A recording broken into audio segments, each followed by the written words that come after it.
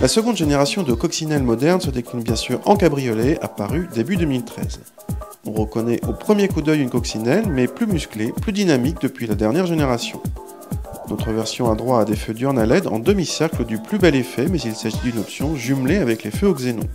Bon point, le décapotage prend une dizaine de secondes et peut s'effectuer en roulant jusqu'à 50 km/h. En position décapotée, on retrouve la silhouette de l'ancienne Cox cabriolet avec la capote repliée derrière les passagers arrière.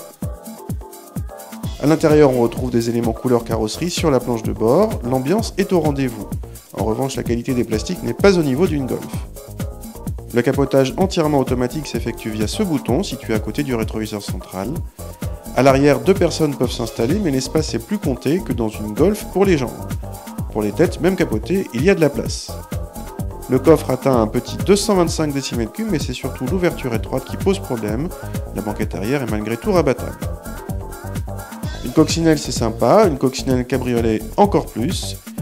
Pas question ici d'attaquer, même si le petit 1,4 litre gonflé à 160 chevaux relance facilement quelle que soit la vitesse. La boîte DSG très rapide et douce à la fois convient à merveille à ce cabriolet.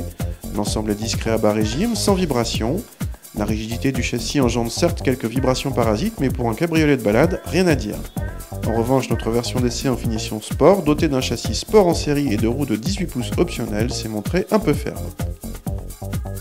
Pour le look et l'ambiance, cette coccinelle cabriolet place la barre très haut. L'esprit de l'ancienne semble rôder pas loin, mais il s'agit d'un cabriolet de balade, pas d'un roadster. Évitez donc la finition sport et son châssis raffermi qui ne s'accorde pas avec l'esprit de la voiture. Pour le moteur, ce 1,4 litre et ses 160 chevaux sont convaincants, mais le 1 litre de TSI de 105 chevaux peut suffire. Dans les deux cas, choisissez l'option DSG, parfaite pour la balade et pour la ville. Dernier point, une Golf cabriolet un peu plus spacieuse coûte peu ou prou le même prix, mais le charme en moins.